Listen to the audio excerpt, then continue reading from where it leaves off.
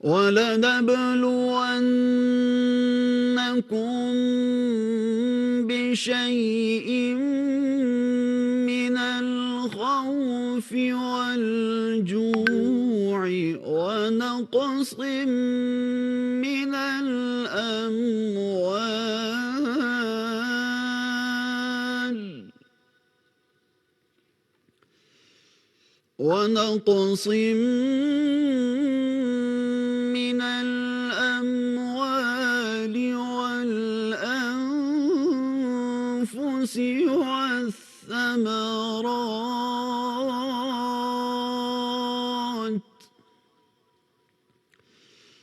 وَبَشِّرِ الصَّابِرِينَ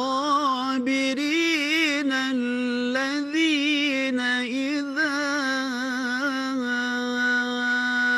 أَصَابَتْهُم مُّصِيبَةٌ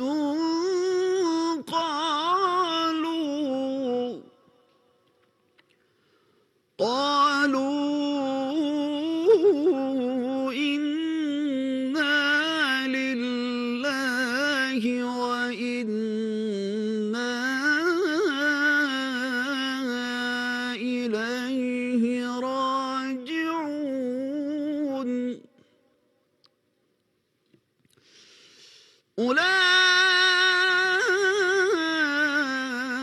أولئك عليهم صلوات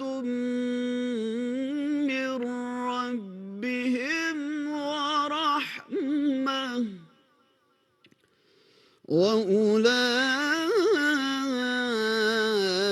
وأولئك هم المهتدون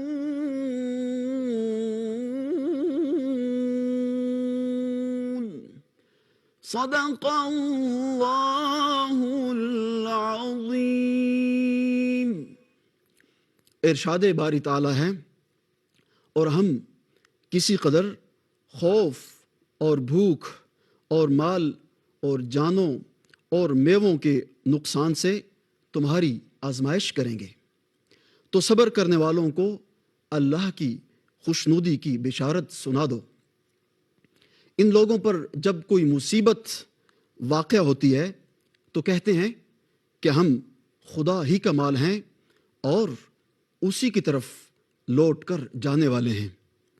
یہی لوگ ہیں جن پر ان کے پروردگار کی مہربانی اور رحمت ہے، اور یہی سیدھے رستے پر ہیں۔ سچ کہا رب ذوالجلال نے جو بڑی عظمت والا ہے۔ وآخر دعوانا ان الحمد للہ رب العالمین۔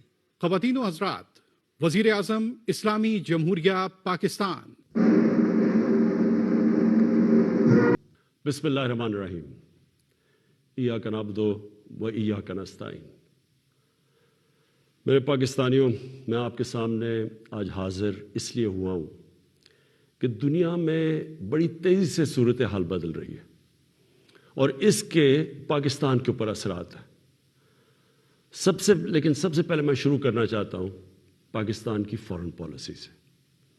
میں نے 2 دورے کیے، ایک چائنا کا اور ابھی رشیا کا، روس کا۔ تو میں جو آج آپ کے سامنے سب سے پہلے بات واضح کرنا چاہتا ہوں وہ یہ کہ میرے ماں باپ ایک غلام ہندوستان میں پیدا ہوئے تھے، اور جب بھی میں بڑا ہو رہا تھا انہوں نے یہ احساس کہ میں کتنا خوش قسمت ہوں کہ میں ایک آزاد ملک میں پیدا ہوں۔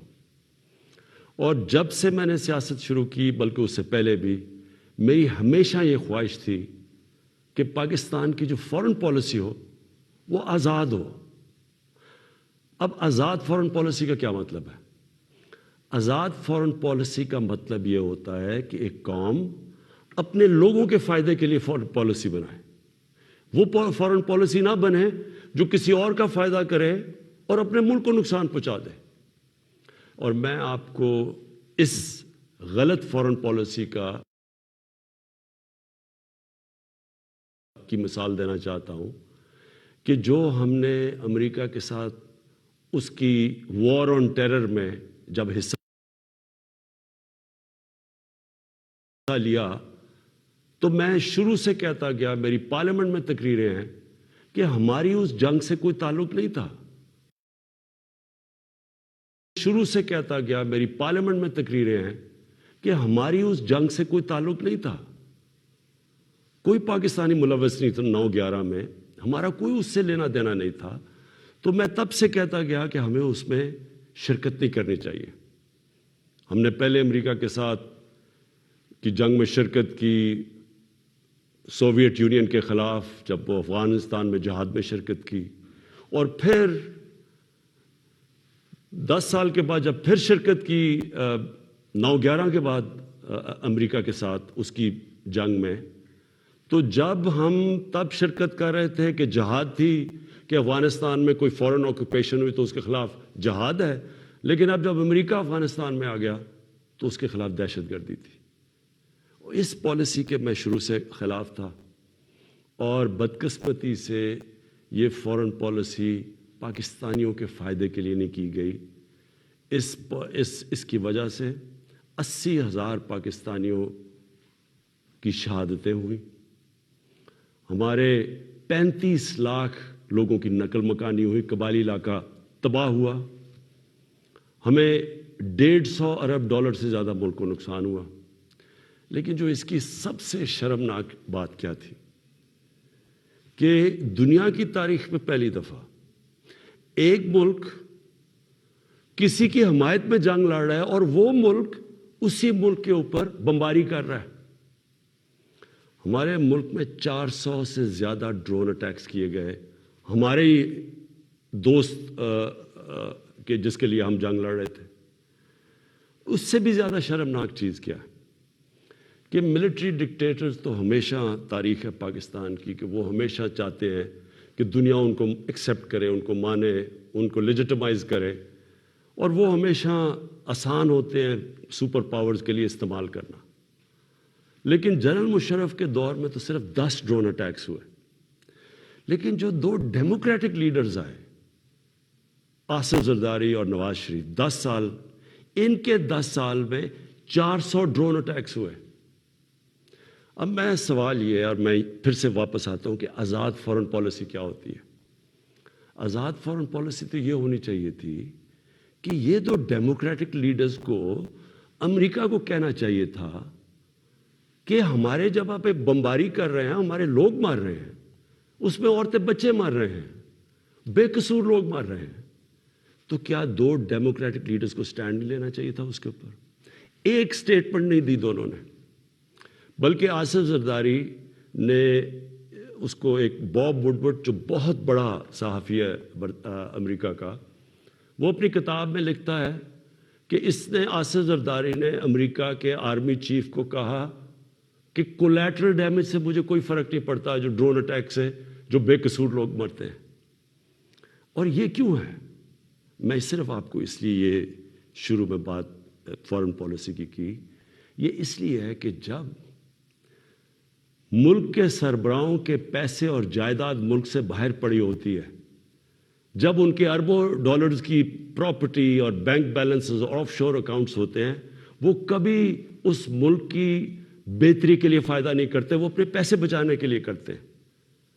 اور آج روس کے جو بڑے بڑے بزنس مین, جن کو اولیگارکس کہتے ہیں, جن کے پیسے پڑے ہوئے ہیں لنڈن اور جن کی پراپرٹیز ہیں وہاں, آج جب سے یہ جنگ شروع ہوئی ہے انہوں نے سب فریز کرنے شروع کر دیے, ضبط کرنے شروع کر دیے جو ان کے پیسے پڑے ہوئے ہیں, ان کے بزنس مین کے پیسے پڑے ہوئے ہیں مغربی بینکس میں اور مغربی کیپٹلز میں. تو اس لیے ہمارے ملک کی پالیسی آزاد ہو ہی نہیں سکتی. اور میں اپنی قوم کو آج کہنا چاہتا ہوں, آپ جب ووٹ ڈالیں تو یہ سمجھ جائیں کہ اگر اس ملک میں آپ آزاد فورن پالیسی چاہتے ہیں تو کبھی اس پارٹی کو ووٹ نہ ڈالیں جن کے سربراہ کے پیسے اور دولت اور جائیداد ملک سے باہر پڑی ہیں, وہ کبھی آزاد فورن پالیسی نہیں بنائیں گے. میں نے جتنے بھی دورے کیے, 2 چین کے بڑے امپورٹنٹ دورے تھے. اللہ کا کرم ہے کہ ہمارے ملک کو بھی عزت ملی, اور پاکستان کے لیے انشاءاللہ وقت ثابت کرے گا. بڑے زبردست ہم نے دونوں جگہ بات چیت کی, خاص طور پہ چین پہ. جو روس میں ہم نے جانا تھا، اس لیے ہم نے جانا تھا کہ ہم نے 20 لاکھ ٹن گندم امپورٹ کرنی ہے روس سے. اور دوسری چیز، جو روس ایک ایسا ملک ہے جس میں میرے خیال میں دنیا کی 30% گیس ہے. تو آگے جس طرح پاکستان کی گیس کم ہو رہی ہے، ہم نے انشاءاللہ ان سے ہم نے جو معاہدے کیے ہیں کہ ان سے ہم گیس امپورٹ کریں گے. اور چین کے سامنے ابھی تھوڑی دیر کے بعد انشاءاللہ اس قوم کے سامنے آ جائے گا کہ جس طرح کے چین کے ساتھ ہمارے معاہدے ہوئے ہیں، اور خاص طور پہ سی پیک کا جو دوسرا فیز ہے. اب دوسری بات صرف میں نے مختصر کرنی تھی. اس سے پہلے میں جو ملک کے مسائل کے ہم نے حل سوچے، میں نے اور میری ٹیم نے، وہ آپ کے سامنے رکھوں گا. لیکن دوسری چیز ایک متنازع ایشو بنا ہوا ہے. اس کے اوپر تھوڑا شور مچا ہوا ہے کہ جی آزادی صحافت کے اوپر پابندی لگائی جا رہی ہے اور لوگوں کے منہ بند کیے جا رہے ہیں. میں پہلے آپ کو ایک چیز واضح کر دوں. پیکا لا، آپ سب کو یہ بتا دوں کہ یہ 2016 میں بنا تھا. اس میں صرف ہم ترمیم کر رہے ہیں.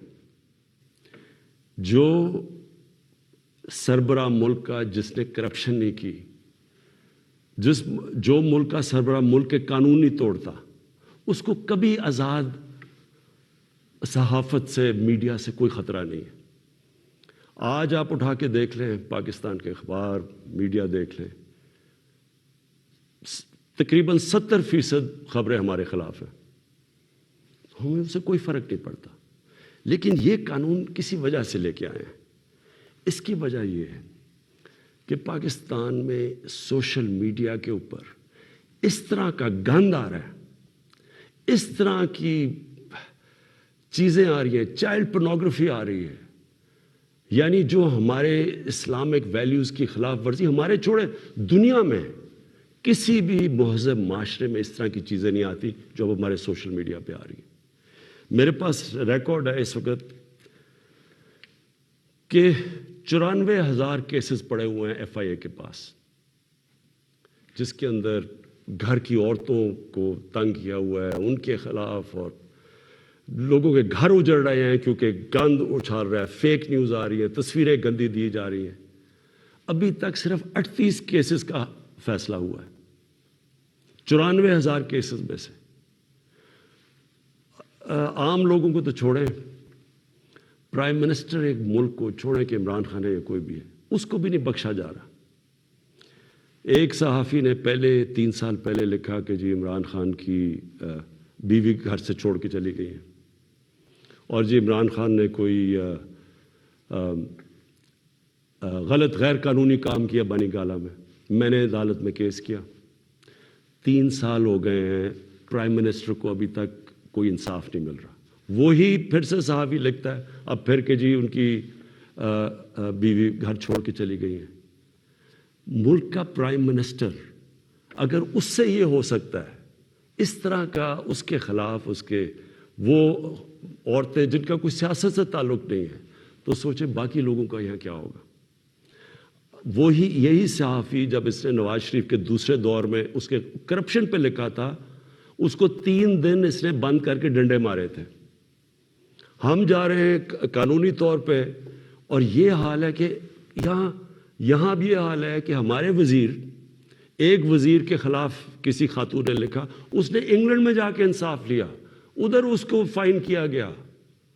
اب مراد صحیح کے خلاف بات ہے، مراد صحیح سوچ رہے ہیں انگلینڈ میں قانون لے جا کے کیس کرنا.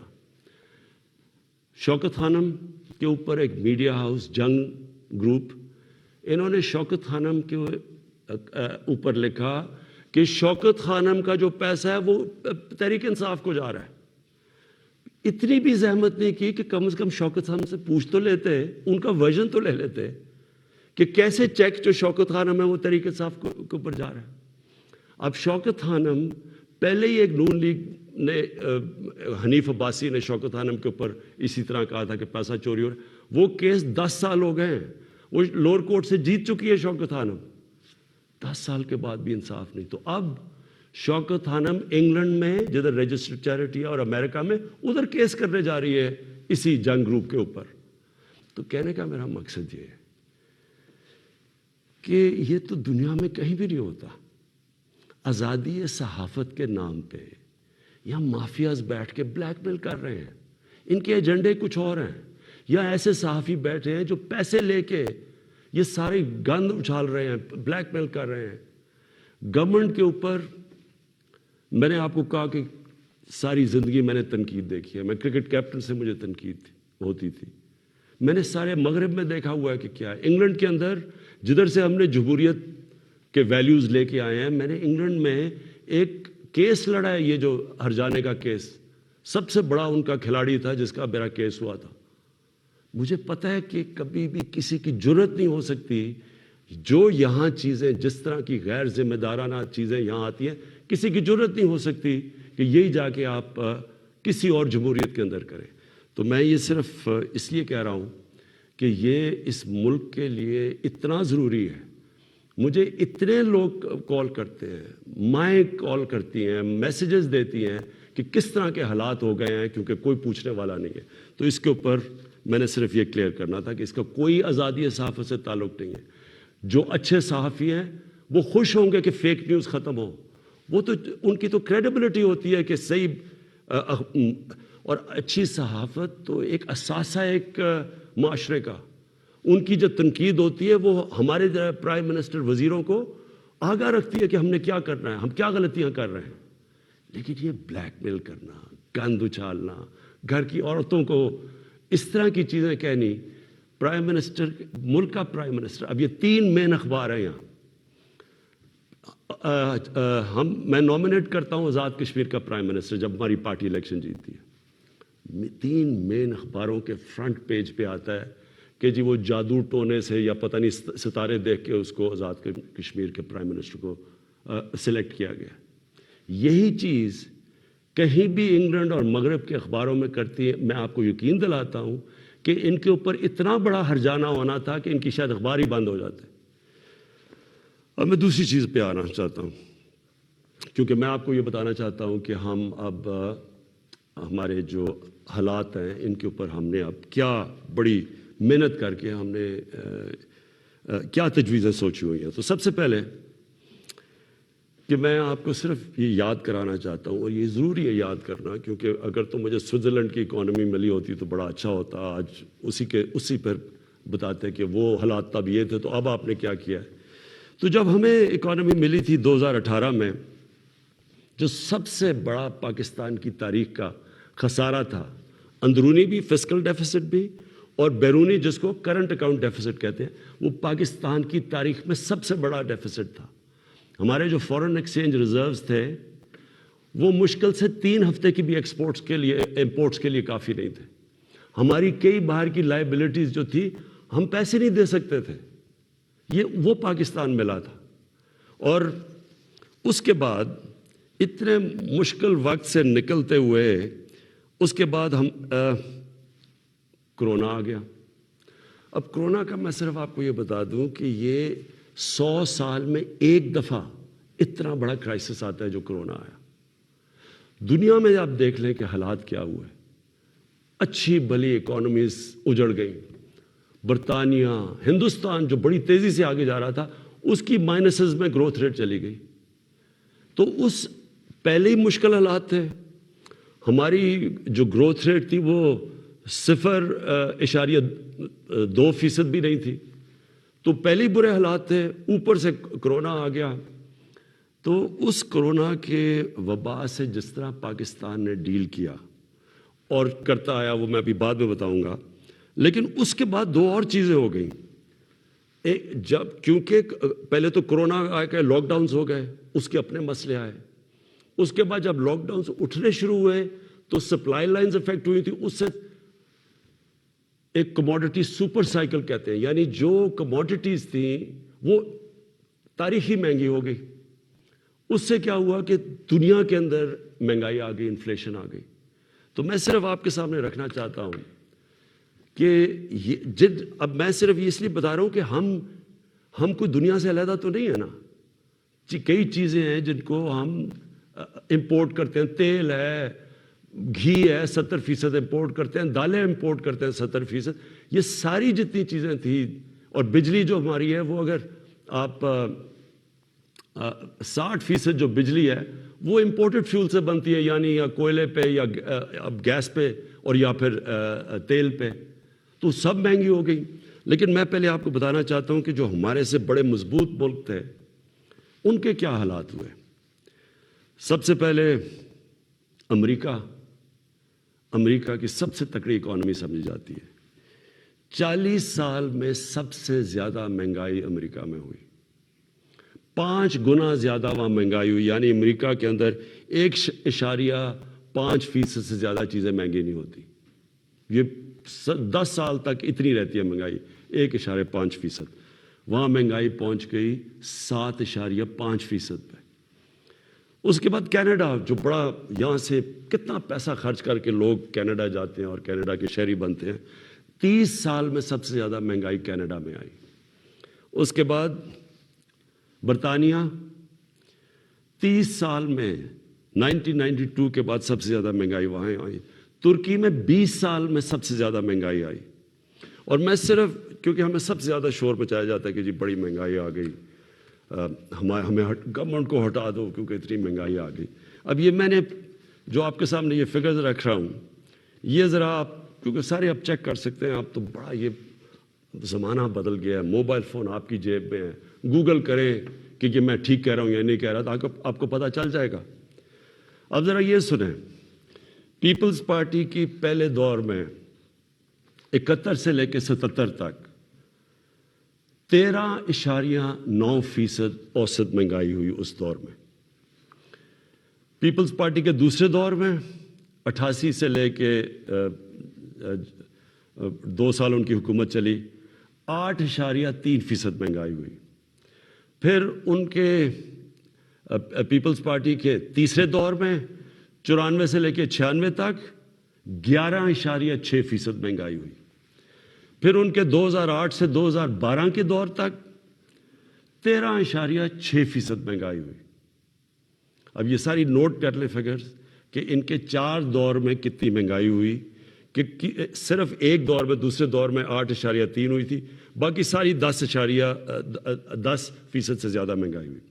نون لیگ پہلا دور 90 سے لے کے 93 تک 10.08% مہنگائی ہوئی۔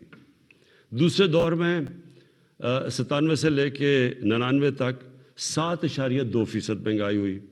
اور ان کا جو تیسرا دور تھا جس میں آپ کو یہ بتا دوں کہ سب سے کم تیل کی قیمتیں تھیں ان کے دور میں، تو ان کے 5% مہنگائی ہوئی۔ اور تحریک انصاف جس نے جو اٹھتا ہے کہ جی مہنگائی میں مر گئے، تحریک انصاف کی مہنگائی ہوئی 8 ہمارے جو ابھی تک 3.5 سال میں 8.5%۔ تو پہلے تو یہ ذرا واضح ہو جائے آپ کو کہ مہنگائی کتنی ہے ان کے مقابلے میں، کیونکہ وہ بڑا شور مچا ہوا جی گورنمنٹ گرا دو، جلدی سے گرا دو، کیونکہ لوگ پہ اس کا مہنگائی میں پہلے ہاں ہے مہنگائی، اور میں اس کے اوپر ابھی بعد میں آنے لگا ہوں، لیکن ہم اس وقت مہنگائی آئی ہوئی ہے جو دنیا کے اندر مہنگائی کا سائیکل آیا ہوا ہے۔ اچھا جی، پھر تحریک انصاف دوسری چیز کہتے ہیں جی بڑی ہماری نااہل حکومت ہے۔ تو میں صرف اب آپ کو صرف جو انٹرنیشنلی مانا گیا کہ تحریک انصاف نے کس طرح یہ سارے چیزوں کا مقابلہ کیا، اب میں صرف انٹرنیشنل اکنالجمنٹ بتا رہا ہوں کہ دنیا نے تحریک انصاف جو اس وبا میں جو 100 سال میں ایک دفعہ اتنا بڑا بحران آتا ہے، تو دنیا کیا کہتی ہے۔ سب سے پہلے اکانومسٹ میگزین جو دنیا میں ساری دنیا کی اکانومیز کا جائزہ لیتی ہے، وہ کہتی ہے کہ 3 سالوں کے اندر جو یہ کرونا کا دور ہے، جو ملک ٹاپ 3 میں 190 ملکوں میں جو سب سے اوپر، جس نے سب سے بہتر طریقے سے اپنی معیشت بھی بچائی اور اپنے لوگوں کو بچایا، ان 3 میں پاکستان ہے۔ ورلڈ بینک نے تعریف کی، ورلڈ اکنامک فورم نے تعریف کی، ورلڈ ہیلتھ آرگنائزیشن نے خود مثال دی پاکستان کی کہ جس طرح انہوں نے اس چیلنج کا مقابلہ کیا۔ تو اگر اتنا نااہل ہوتا ملک، تو دنیا کے اندر جدھر ساری دنیا کی بڑی بڑی اکانومیز ہمارے سے بہتر سسٹمز جن ملکوں کے تھے، اگر وہاں اتنی تباہی آئی ہے اور پاکستان اس سے نکلا ہے بل گیٹس جب ابھی مجھے ملنے آئے تو انہوں نے خاص پوچھا کہ کیا آپ نے قدم اٹھائے تھے کہ آپ اتنے بڑے چیلنج سے آپ اتنی بہتر نکلے. وہ باقاعدہ NCOC جدھر سے ہمارا سارا یہ کنٹرول ہم کرتے تھے, باقاعدہ وہاں گئے, انہوں نے تعریفیں کی اور پھر یہ بھی تعریف کی کہ ایک طرف ہم کرونا سے لڑ رہے تھے اور دوسری طرف اب پچھلے سارے سال میں کوئی پاکستان میں پولیو کا کیس نہیں ہوا. تو یہ اگر حکومت اتنی نااہل تھی. پھر اس کے بعد جو ہمارا احساس پروگرام ہے, احساس پروگرام کو ورلڈ بینک نے دنیا کے 4 ٹاپ پروگرامز کے اندر کہا گیا کہ جو سب سے بہترین احساس پروگرام تھا اس مشکل وقت میں, جنہوں نے لوگوں کے لیے آسانیاں پیدا کری, وہ تھا. پھر اس کے علاوہ میں صرف ایک اور بھی ایڈ کرنا چاہتا ہوں کہ کبھی ہمارے سے پہلے مجھے بتائیں یہ 2 جماعتیں, کبھی انٹرنیشنلی کسی چیز میں ان کی کوئی تعریف کی گئی ہو؟ کلائمیٹ چینج کے اندر برطانیہ کے پرائم منسٹر نے یونائٹڈ نیشنز جنرل اسمبلی میں پاکستان کی تعریف کی کہ پاکستان جس طرح کلائمیٹ چینج سے جو اگلا بہت بڑا مسئلہ دنیا کو آ رہا ہے, اس نے صرف اور صرف پاکستان کی تعریف کی. اچھا جی, اس کے بعد میں جو آپ کے سامنے جو ابھی چیزیں لے کے آ رہا ہوں کہ ہم نے کرنا کیا ہے تاکہ آپ سب, میری ساری قوم تیار ہو جائے اس کے لیے.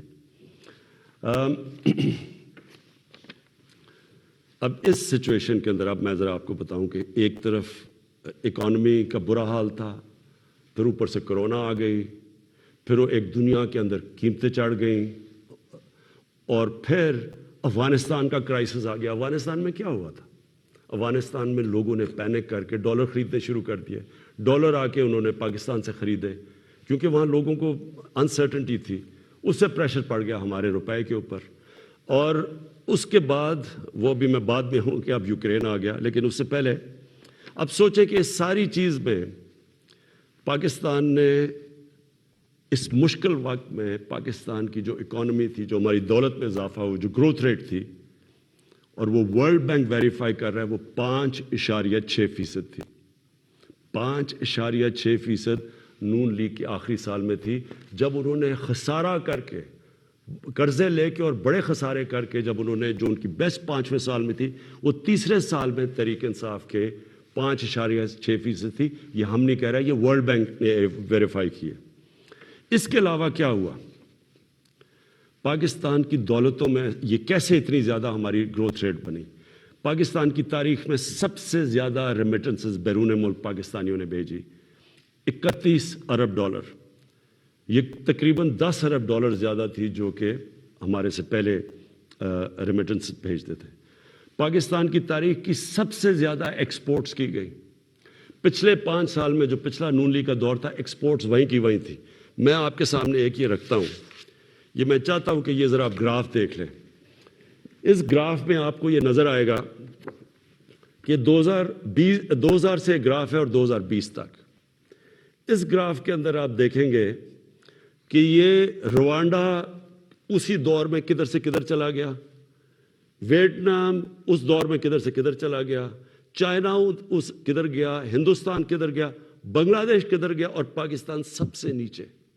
یعنی ہماری ایکسپورٹس بڑھی نہیں, اور جب تک ایکسپورٹس نہ بڑھیں وہ ملک آگے بڑھ ہی نہیں سکتا. تو ہم نے, مجھے اور فخر ہے اس چیز پہ کہ 38 ارب ڈالر کی پاکستان کی تاریخ میں سب سے زیادہ ہم نے ایکسپورٹس کی, ان سارے چیلنجز کے باوجود. پھر ہماری جو ٹیکس کلیکشن ہے, کوئی سوچ بھی نہیں سکتا تھا کہ جب لاک ڈاؤنز ہوئے ہوں اور اکانومی سلو ہوئی ہو, اس دور میں پاکستان کی جو ٹیکس کلیکشن ہے وہ 6000 ارب روپے سے زیادہ ہوئی. ریکارڈ ہے پاکستان کی تاریخ میں, اور یہ گروتھ تھی 31% ہماری ٹیکس کلیکشن کی گروتھ ہوئی. اور پھر سے میں ریپیٹ کرتا ہوں, یہ ساری جتنے بھی میں اعداد و شمار آپ کو دے رہا ہوں اپنے موبائل فون کے اوپر, یہ سب چیک کر سکتے ہیں. پھر جو 4 بڑی پاکستان کی فصلیں تھیں, گندم, چاول, شوگر, گنا اور مکئی, پاکستان کی تاریخ میں سب سے زیادہ ان کی پروڈکشن ہی نہیں ہوئی ان 4 کی, کیونکہ ہم نے پیکج دیے ہوا تھا اپنے کسانوں کو. قیمت بھی سب سے زیادہ ملی. تو صرف کسانوں کے پاس پہلی دفعہ 1100 ارب روپیہ اضافی پیسہ گیا کسانوں کے پاس. اور یہ اس سے کیا ہوا؟ کسانوں کے پاس جب پیسہ زیادہ گیا، ہم نے پہلے یہ شوگر ملز والے ان کو پیسے ٹائم پہ نہیں دیتے تھے، ان کی کٹوتی کر دیتے تھے، ان کو پیسے کم ملتے تھے، لائنیں لگی ہوتی تھیں ان کی، یعنی شوگر ملز کے باہر کسانوں کی. کیونکہ ہم نے قانون پاس کیے اور ہم نے ان کو صحیح پیسہ دلوایا، ان کو قیمت ملی، ٹائم پہ ملی، انہوں نے اپنی پیسہ لگایا زمین پہ، اس کی وجہ سے یہ پاکستان کی تاریخ میں اور بھی ہم نے قدم اٹھائے. کسان کارڈ ہے، لیکن اس کی وجہ سے ہماری اتنی زیادہ ریکارڈ پروڈکشن ہوئی. پھر ہماری جو لارج اسکیل مینوفیکچرنگ انڈسٹری تھی ان کو ہم نے انسینٹیوز دیے، 7.4% ادھر ہوئی. ہماری جو ٹاپ پاکستان کی 100 کمپنیز تھیں انہوں نے 930 ارب روپے کا پروفٹ جو ریکارڈ کمایا، اس سے کبھی اتنا زیادہ پروفٹ ہی انہوں نے کمایا. اور میں چاہتا ہوں کہ یہاں لوگ بڑے بڑے منافع کریں تاکہ اور انویسٹرز آئیں، تاکہ اور خوشحالی آئے، تاکہ اور ملک کی دولت میں اضافہ ہو. پاکستان کا جو پرائیویٹ سیکٹر ہے اس کی کریڈٹ، یعنی انہوں نے جو قرضے لیے ہیں وہ پاکستان کی تاریخ میں سب سے زیادہ لیے، 1400 ارب روپیہ. اس کے بعد پاکستان کی جو ٹریکٹر سیل تھی یہ ریکارڈ ہوئی، 20% پچھلے سال سے زیادہ ٹریکٹرز بکے. ٹرکس 81% ٹرکس اور بسز زیادہ بکی پاکستان میں. ٹیکسٹائل کی ایکسپورٹ پاکستان کی تاریخ میں سب سے زیادہ ہوئی، 16 ارب ڈالر، اور ہماری مین ایکسپورٹ ہی ٹیکسٹائل ہے. تیل کی کنزمپشن، یعنی ہمارا جو تیل 15% بڑھ گئی پاکستان میں تیل کی کنزمپشن. کیونکہ ایکٹیویٹی بڑھ گئی، بزنس ایکٹیویٹی بڑھ گئی. کنسٹرکشن سیکٹر کے اندر، کیونکہ ہم نے کنسٹرکشن سیکٹر کو اٹھایا تھا سب سے پہلے، اس میں 1500 ارب روپیہ کنسٹرکشن سیکٹر کے اندر گیا. اور جس کی وجہ سے آپ نے دیکھا کہ جو ہمارے روزگار، لوگوں کا روزگار بھی بڑھا. اور پھر جو ہمارا فورن ایکسچینج تھا، جو ہمیں سب سے کم فورن ایکسچینج ریزروز رہ گئے تھے، ہمارے 23.2 ارب ڈالر کے فورن ایکسچینج ریزرو، تقریباً پاکستان کی تاریخ میں سب سے زیادہ ہمارے فورن ایکسچینج ریزروز ہیں. لیکن ہم نے یہ فیصلہ کیا، میرے پاکستانیوں، ہم نے یہ فیصلہ کیا کہ ہم یہ سمجھ رہے تھے کہ یہ جو ایک دم قیمتیں اوپر گئی ہیں تیل کی اور کموڈیٹیز کی دنیا کے اندر، تو ہم یہ سمجھ رہے تھے کہ اب نیچے آنی شروع ہو جائیں گی. لیکن جو یوکرین کے اندر ہو رہا ہے اور یہ جو جنگ ہوئی ہے، تو اب مجھے خوف ہے کہ یہ، اور ہم نے آپس میں ڈسکس کیا کہ ابھی قیمتیں باہر نیچے نہیں آئیں گی. کیونکہ یہ سب کو پتہ ہے کہ جیسی یہ ہوتی ہے جنگ تو تیل کی قیمت بھی اوپر، اور پھر 30% دنیا کی گیس وہاں سے آتی ہے، گیس کی بھی قیمت اور اوپر چلی جائے گی. اور گندم، ہم نے جو روس کو کہا ہوا ہے کہ ہمیں 20 لاکھ گندم چاہیے، تو گندم کی ابھی قیمت اوپر چلی گئی ہے. تو ہم نے ایک فیصلہ کیا، ہم نے یہ فیصلہ کیا کہ ہم اس ملک میں جو سب سے بڑا مسئلہ ہے اس وقت وہ ہے تیل کا، پیٹرول اور ڈیزل کا. اور ان کی اگر قیمتیں اور اوپر چلی گئیں تو لوگوں کے اوپر اور بوجھ پڑ جائے گا. لیکن میں آج آپ کو یہ بتا دوں کہ پاکستان میں جو آج بھی پیٹرول اور ڈیزل کی قیمتیں ہیں، یہ نوٹ کر لیں. جب اپوزیشن والے یہ کہتے ہیں کہ جی وہ ہو بڑا مہنگا ہو گیا پیٹرول اور ڈیزل، کب مجھے ذرا یہ بتائیں کہ وہ ان کے پاس اس کا کیا حل ہے. ہمیں باہر سے امپورٹ کرنا پڑتا ہے، تیل اوپر چلا جائے، ہم اس کے بعد کیا کریں؟ یعنی اگر ان کے پاس کوئی حل ہے تو ہمیں بتا دیں.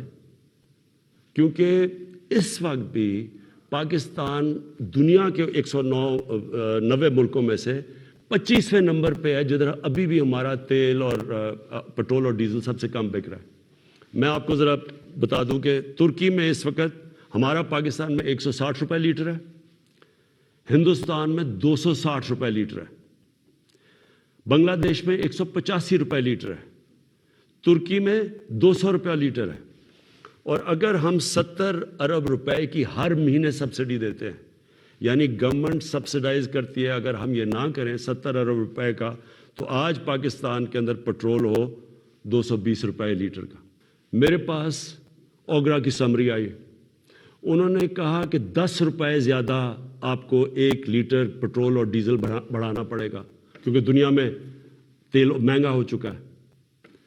تو میں آج آپ کے سامنے بڑی خوشخبری یہ سنانا چاہتا ہوں کہ بجائے 10 روپے بڑھانے کے ہم نے فیصلہ کیا ہے کہ 10 روپے پٹرول اور ڈیزل کو آج ہم کم کر رہے ہیں. اب پھر سے میں آپ کو بتاؤں کہ بجلی 60% امپورٹڈ فیول سے بنتی ہے، جو میں آپ کو پہلے بتا چکا ہوں. جیسے باہر گیس مہنگی ہوتی ہے، کوئلہ مہنگا ہوتا ہے، تیل مہنگا ہوتا ہے، تو یہاں ہمارا جس کو کہتے ہیں فیول ایڈجسٹمنٹ چارج وہ بن جاتا ہے، ہماری بھی چیزیں اوپر چلی جاتی ہیں. ہم نے یہ بھی فیصلہ کیا کہ ہم اپنے لوگوں کو اب اس سے بچائیں گے. اگر ڈیمز بنا لیتے پہلے تو پاکستان کو تو بڑی سستی بجلی ملتی تھی، کیونکہ پانی سے جو بجلی بنانی ہے وہ ہمارے لیے، ہمیں تو کوئی فرق ہی نہیں پڑتا کہ باہر مہنگائی ہو یا نہ ہو. لیکن کوئی ڈیمز نہیں بنائی، 50 سالوں میں پاکستان میں کوئی ڈیمز نہیں بنی. ہم 10 ڈیمز بنا رہے ہیں اب پاکستان میں، اور انشاءاللہ اگلے 5 سے 10 سالوں کے اندر یہ ساری ڈیمز آ جائیں گی، اور اس سے انشاءاللہ ہمیں اگر باہر قیمتیں بھی بڑھیں گی تو انشاءاللہ ہم بچ جائیں گے اس سے. تو میں بجلی کا اب ہم نے فیصلہ کیا ہے کہ 5 روپے یونٹ ہم بجلی کم کر رہے ہیں. 5 روپے یونٹ بجلی کم کرنے کا مطلب کہ 20% سے 50% آپ کے بجلی کے بل کم ہوں گے. اور یہ بھی ہم اس کے لیے سبسڈی اور بڑی محنت سے اور جگہ سے ہم نے سبسڈی نکالی ہے. اور میں یہ کیونکہ سب سے بڑا مسئلہ لوگوں کو ہوتا ہے بجلی اور پٹرول اور ڈیزل، اس کی وجہ سے ساری چیزیں مہنگی ہو جاتی ہیں. تو ہم نے یہ فیصلہ کیا ہے کہ ہم اگلے بجٹ تک ان 2 چیزوں کے اوپر ہم اب کوئی اضافہ بھی نہیں کریں گے، اور اس سے پہلے ہم نے یہ ان کو کم بھی کر دیا. 5 روپے یونٹ بجلی اور 10 روپے بلکہ 20 روپے پورا بنتا ہے پٹرول اور ڈیزل کا. پھر ہم نے احساس پروگرام کی، جو نچلے طبقے کے اوپر جو ہم 12,000 روپے دیتے تھے، جو 80 لاکھ خاندان کو ہم دیتے ہیں، اس کو ہم نے 12,000 سے 14,000 پہ کر دیا.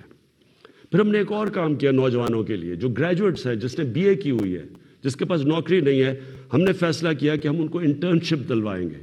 30,000 روپے جو بھی گریجویٹ ہوگا اس کو کہیں انٹرنشپ دلوائیں گے تاکہ ان کو کم از کم کوئی پیسہ ملے. پھر ہم نے اسکالرشپس کا میں آپ کو بتا دوں 26 لاکھ ہم نے اسکالرشپس ہم صوبے جو ہمارے نیچے صوبے ہیں اور جو سینٹر ہے، اور اس کے اوپر 38 ارب روپیہ ہم خرچ کر رہے ہیں. یہ اب پرائم منسٹر کے جو پورٹل ہے اس کے اوپر اب سارا کنٹرول ہوگا. سارے میرٹ کے اوپر ہم خود چیک کریں گے، پوری کمیٹی بنائی ہوئی ہے اکیڈمکس کی، میرٹ پہ ملیں گے، اور کوئی بھی کسی کو مسئلہ ہوگا وہ اس پورٹل کے اوپر آئے گا. لیکن پھر اب جو IT سیکٹر جو فیوچر ہے ہمارے نوجوانوں کا، جس طرف دنیا جا رہی ہے ٹیکنالوجی کی ریولوشن، یہ ذرا آپ سنیں. IT سیکٹر کے لیے اس میں IT کمپنیز بھی ہیں اور فری لانسرز بھی ہیں. پہلی چیز، ان کو 100% ہم نے ٹیکس معاف کر دیا. پھر سے سن لیں، IT سیکٹر کے اوپر چاہے وہ کمپنیز ہیں یا فری لانسرز ہیں، 100% ان کو ہم نے ٹیکس پہ چھوٹ دے دی. دوسری چیز، فورن ایکسچینج. اب تک ان کا ہم نے کوئی کنڈیشنز لگائی ہوئی تھی کہ اتنا فورن ایکسچینج آپ کو پاکستان میں رکھنا ہے.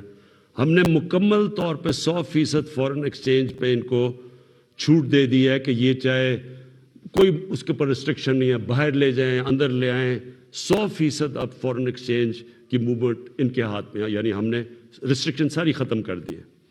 اور تیسری چیز، جو سٹارٹ اپس ہیں، جو بھی IT کی سٹارٹ اپس ہیں، ان کو 100% ہم نے کیپٹل گینز ٹیکس سے ختم کر دیا. یعنی ان کا ٹیکس ختم کر دیا سارے سٹارٹ اپس کا، جو کیپٹل گینز ٹیکس ہے.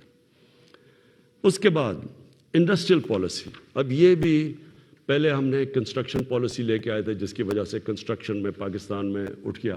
اب ہم لے کے آ رہے ہیں آپ کے لیے انڈسٹریل پالیسی. انڈسٹریل پالیسی میں ہم کیا کر رہے ہیں کہ جو بھی انڈسٹری لگائے گا، جو بھی پیسے لگائے گا انڈسٹری کے اندر، اس سے کوئی سوال نہیں پوچھے جائیں گے. یہ ہم نے کنسٹرکشن میں بھی شروع میں یہ کیا تھا. اور جو سکھ انڈسٹری ہے اس کی ریوائول کے لیے ہم آپ کے سامنے پورا پروگرام ہے. ان کے لیے ٹیکس کی چھوٹ دیں گے ان کو.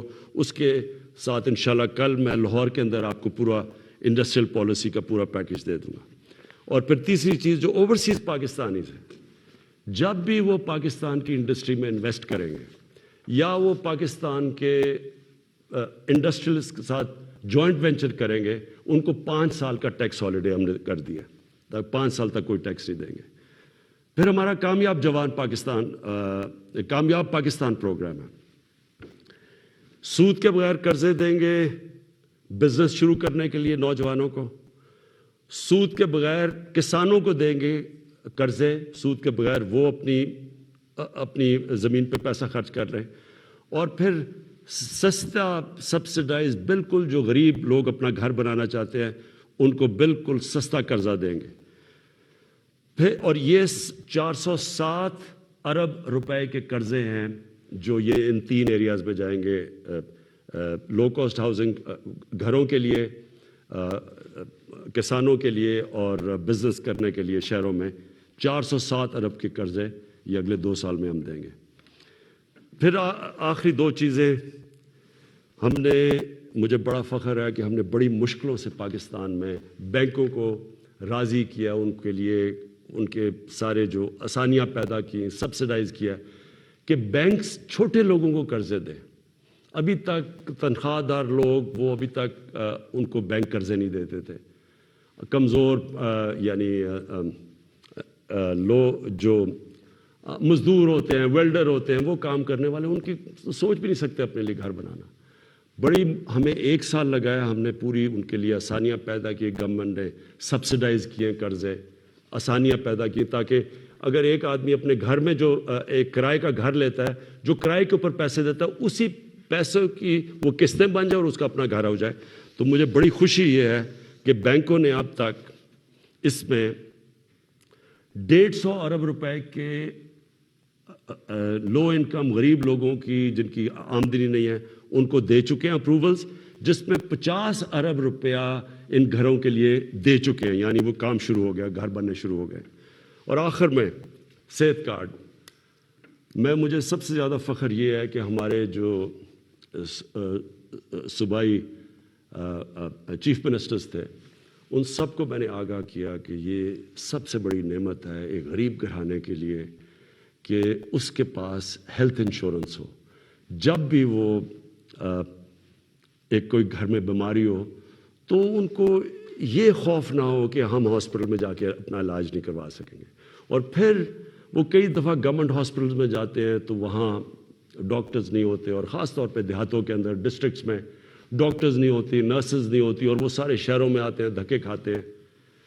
یہ جو صحت کارڈ ہے یہ پاکستان کی تاریخ میں نہیں، یہ شاید ڈیولپنگ ورلڈ میں بھی، بلکہ ڈیولپڈ ورلڈ میں بھی اس طرح کا کہ آپ نے ہر گھرانے کو، ہر جو ہمارے صوبے ہیں سندھ کے علاوہ، کیونکہ پروونشل گورنمنٹس اس کا پیسہ دے رہی ہیں، ہر گھرانے کے لیے ہم انشاءاللہ مارچ کے آخر تک پنجاب میں ہر گھرانے کے پاس صحت کارڈ ہوگا، ہر خاندان 10 لاکھ روپے تک کسی بھی ہسپتال میں جا کے علاج کروا سکتا ہے۔ یہ ضروری ہے سمجھنا، پہلے تو ہوتا تھا گورنمنٹ ہاسپٹل، اب وہ پرائیویٹ ہاسپٹل میں جا کے علاج کروا سکتا ہے، اور ہر گھرانے کے پاس یہ صحت کارڈ ہوگا۔